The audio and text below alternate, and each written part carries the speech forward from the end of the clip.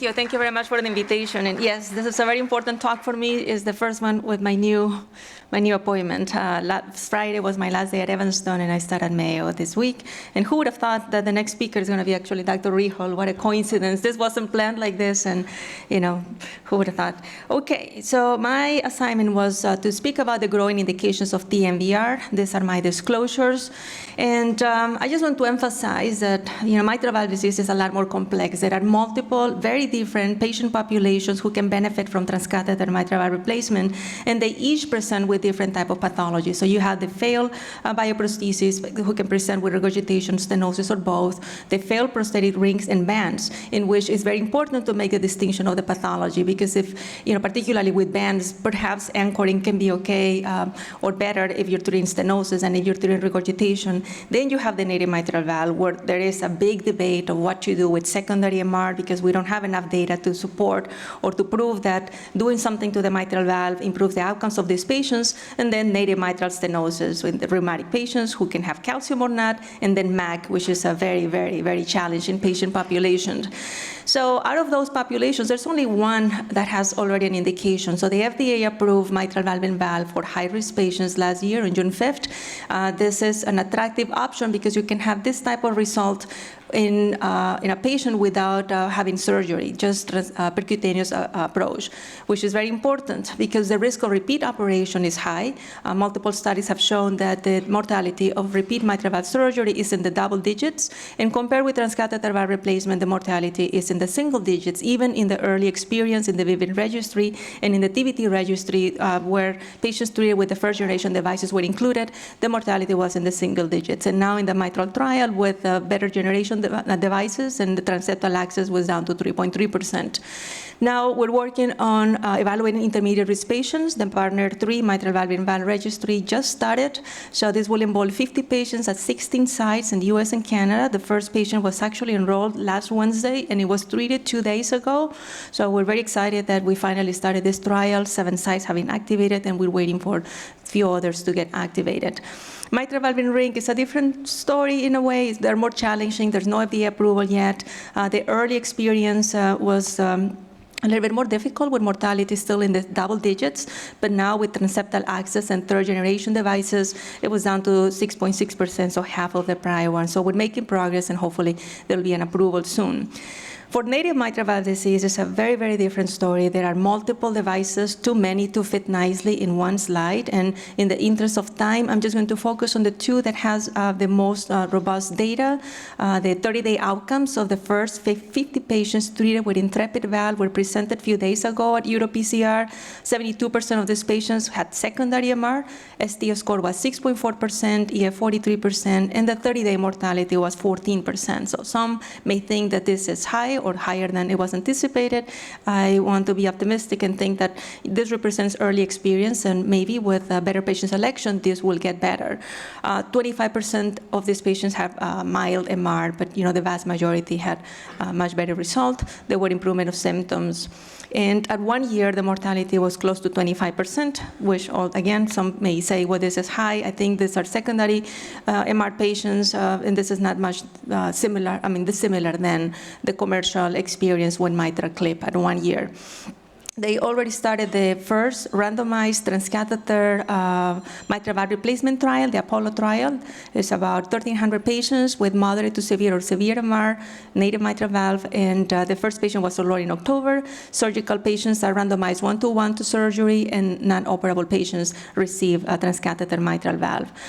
Tendyne is the one with the largest amount of data. The outcomes of the first 100 patients were also presented a few days ago at EuroPCR, 90% secondary MR, STS 7.9%. They are already working on the second generation device, which has a little bit smaller profile. That's Tendyne 2.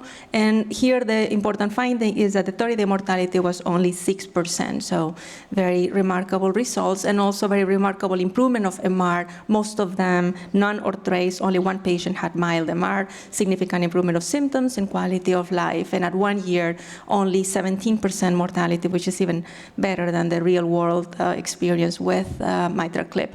The Summit trial is their randomized trial, which is expected to start in 2018, about 1,000 patients that are going to be randomized. The surgical candidates also will be randomized to surgery, either repair or replacement.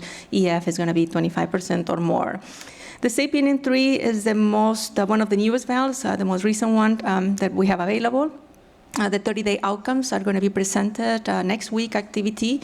This has two components. It has a dock to serve as an anchoring mechanism. This is placed via transeptal access, and then a valve, which is basically an evolution of a SAPIEN 3 valve. This one is covered completely, and it has some pericardial tissue at the edge to prevent damaging the cords.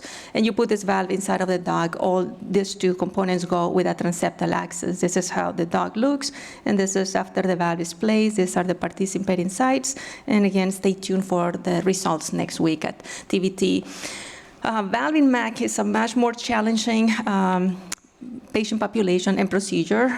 The good news is now we have multiple trials. We started with isolated cases and the TMVR in MAC Global Registry, but now then we had the mitral trial. We were evaluating both, actually all accesses, but mostly focused on transeptal. We just finished enrollment and hope to expand soon. Lampoon is anterior laceration, percutaneous anterior laceration of the anterior leaflet for patients with MAC or valve in ring. I think the enrollment is also almost complete. The Citral trial is a surgical option of transatrial TMVR using the balloon expandable valve, and Tendyne is going to start their own early feasibility trial very soon of 30 patients. So very encouraging to see all this in the MAC experience. And just briefly, I just want to show you the very early experience. Yeah, the mortality was high, 25%. In the recent analysis at TVT, 21%. In the mitral trial, 16.6%. So it's still high, but we're making progress, and I think we can improve that. So yes, the indications are growing rapidly for failed bioprosthesis. There is already an approval for high-risk patients, FDA approved for high-risk patients, and intermediate risk is already being evaluated in Partner 3 for failed rings, no approval yet. We'll work on that hopefully soon. And for native mitral valve, there are multiple trials that are evaluating devices for functional or degenerative MR and for MAC. And due to those trials, now we have options. This is just my own algorithm in my mind when I see a patient in clinic. So based on surgical risk and based on anatomy, you'll have the options to offer them either commercial treatment with transcatheter mitral valve repair with mitral clip, or maybe consider enrollment in the CLASP trial if they have favorable anatomy for repair. If not, then you have the transcatheter mitral valve replacement trial. This is for primary MR.